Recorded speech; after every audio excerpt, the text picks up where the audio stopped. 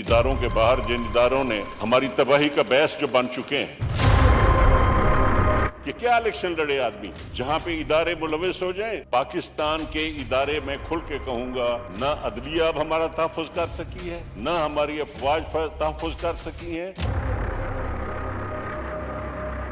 غیر ملکی مداخلت کے لیے ہم استعمال ہوئے، جو ہمارے ادارے استعمال ہوئے، اور جس طرح پارلیمنٹ میں لوگوں کو چن کے اور یہاں پہ سلیکٹڈ آ گئے، اور جس طرح ایکسٹینشنوں کے چکر میں اس ملک کے ساتھ کھلواڑ ہوتا ہے، نہ عدلیہ اس کو سنبھالا دے سکی ہے۔ آج ہمیں بلایا جاتا ہے کہ جی جیلوں میں آبادی بہت ہو گئی ہے، ان کو کم کرو، تو بھائی فیصلے کرو تم۔ میں اس وقت انٹرنیشنلی بھی فیس کر رہا ہوں تنقید ہمارے ہیومن رائٹس کے حوالے سے، اور ان کو ڈیفینڈ کرنے کے لیے میری ذمہ داری بھی ہے کیونکہ میں نے حلف لیا ہے۔ آج آپ نے جو قومی اسمبلی میں اسپیچ کی ہے، عوامی جذبات کی ترجمانی کی ہے، تو کون ذمہ دار ہے پاکستان کی ساری خرابیوں کا؟ بیسیکلی کون سے ادارے سر کلیئر کر دیں؟ عدلیہ، ہمارے گھروں کی حفاظت کرنے والے، اور یہ پارلیمنٹ۔ تو سر ادارے کیا ہوگا سر؟ کیا سیاستدانوں کی وجہ سے یہ جرت پکڑے تو پھر ہی ختم کب کریں گے ہوگا؟ سر؟ آپ بھی تو اسی حوال کا بس ہم تو سودا ہم تو خرید ہو جاتے ہیں نا۔ آپ بھی سر؟ ہاں میں بھی۔ جی ریاض حسین پیرزادہ صاحب۔ شکریہ جناب اسپیکر۔ جناب اسپیکر، میں 93 میں اس پارلیمنٹ میں پہلی دفعہ آیا تھا، اور تب سے اللہ کا کرم ہے کہ حاصل پور کے لوگ اور بہاولپور کے مجھ پہ اعتماد کرتے ہوئے، چاہے جس پارٹی سے بھی میں کھڑا ہوں، انہوں نے میرے کردار کو سراہا۔ اب مجھے ذمہ داری جو ہے وہ ہیومن رائٹس کی ہے جناب اسپیکر۔ میں نے کیبنٹ میٹنگ میں بھی اور ایک مراسلہ بھی لکھا ہے پرائم منسٹر صاحب کو، جس کا ذکر خواجہ آصف صاحب نے آخر میں کیا ہے، کہ یہ جو حالات ہیں ان سے اب مزید آپ منہ نہیں موڑ سکتے۔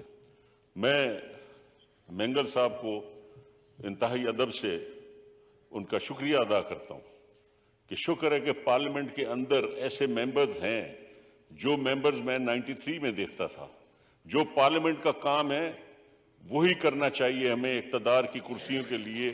چاپلوسی ان اداروں کے باہر جن اداروں نے ہماری تباہی کا باعث جو بن چکے ہیں، میں اس وقت انٹرنیشنلی بھی فیس کر رہا ہوں تنقید ہمارے ہیومن رائٹس کے حوالے سے، اور ان کو ڈیفینڈ کرنے کے لیے میری ذمہ داری بھی ہے کیونکہ میں نے حلف لیا ہے کہ میں نے پاکستان کے اداروں کو بھی ڈیفینڈ کرنا ہے۔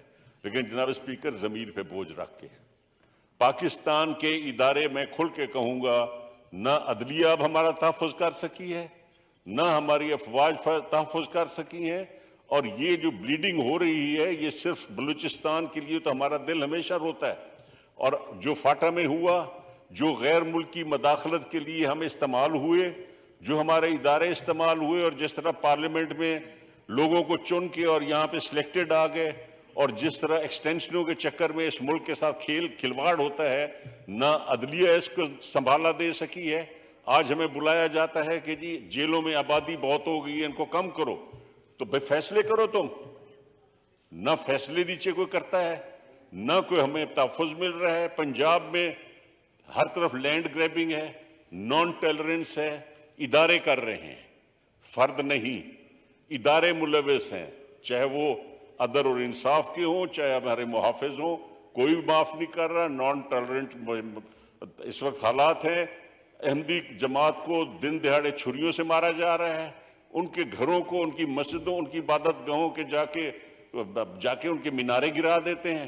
شیعہ عالم کو، جناب نوید عاشق صاحب کو بھری مجلس میں شوٹ کیا گیا، اور آپ ہمارے ادارے جو ہیں وہ تحریک طالبان سے مذاکرات کرتے ہیں کہ یہاں پہ وہ آ کے ہمارے ملک کو بچائیں۔ جناب اسپیکر، ہر ملک کی اپنی ایک عزت اور توقیر ہے۔ نواز شریف صاحب نے آ کے اس دہشت گردی کے خلاف جو ایک بھرپور مہم چلائی تھی، اس سے ملک جو ہے 5-10 سال نکال گیا ہے۔ اب جو اختر مینگل صاحب نے کہا ہے، اس پہ پوری قوم کو غور کرنا چاہیے، اور ہمارے ڈیفنس منسٹر صاحب نے جو فرمایا ہے، کوئی سیاستدان اب نہیں چاہتا کہ سیاست اور اسمبلی کے ساتھ جس طرح آج کے لیڈر جو اپنے آپ کو سمجھتے ہیں کہ 9 سیٹوں پہ بن گئے ہیں، وہ کر کیا رہے؟ عوام باہر بھوکی مر رہی ہے، اور وہ اداروں کو بھی تباہی کی طرف اور دھمکا رہے ہیں، لوگوں کو بھی دھمکا رہے ہیں۔ جس انداز سے پیسے استعمال ہو رہے ہیں الیکشنوں میں، کوئی اس ملک کا ہے والی وارث؟ یہ پارلیمنٹ اگر کاگنیزنس نہیں لے گی تو آج میں بولوں گا تو کل کو یہ ایک شیعہ مارا گیا جی، وہ طالبان تو ہے نا ان کے پاس، میرے والد کو بھی مارا جی، شیعہ مارا گیا، نہ ہمیں کہیں عدالتوں سے انصاف ملتا ہے، جس کے ساتھ ظلم ہوتا ہے، چاہے بلوچستان میں ہو رہا ہے، چاہے فاٹا میں ہو رہا ہے، فرنٹیئر اپنا KPK میں ہو رہا ہو، یا پنجاب کے علاقوں میں زمینوں کے جو اس وقت چولستان اور اس علاقے میں جو کاروبار زبردستی ریٹائرڈ لوگوں نے آ کے ہمارے لوگوں کو دبایا ہوا ہے، ہم تو بندوق نہیں اٹھا سکتے، لیکن اگر اسمبلی میں بھی آواز اٹھائیں گے تو کل کا نتیجہ یہی ہوگا کہ ایک شیعہ کو مار دیا گیا، ایک احمدی جماعت کو مار دیا گیا، ایک بلوچ کو مار دیا گیا، کیا ایک فاٹا کے آدمی کو مار دیا گیا۔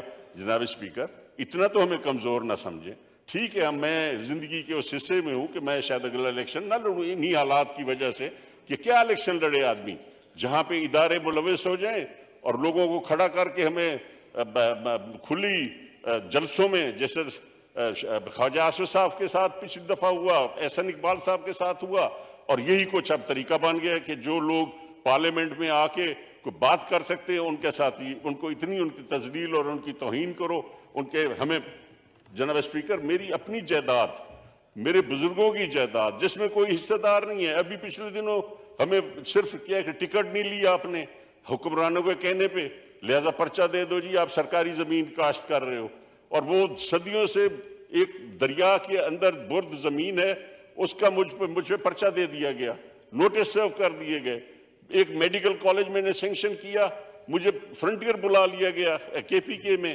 کہ جناب وہ میں نے کہا جی میں نے کیا سینکشن کیا ہے، کہ تعلیمی ادارہ سینکشن کیا ہے۔ جناب اسپیکر، یہ چیزیں اب بڑھتی جا رہی ہیں، عوام کو تحفظ نہیں مل رہا، اس سے پہلے کہ یہ دیر ہو ملک میں کچھ سوچنا چاہیے اس پارلیمنٹ کو۔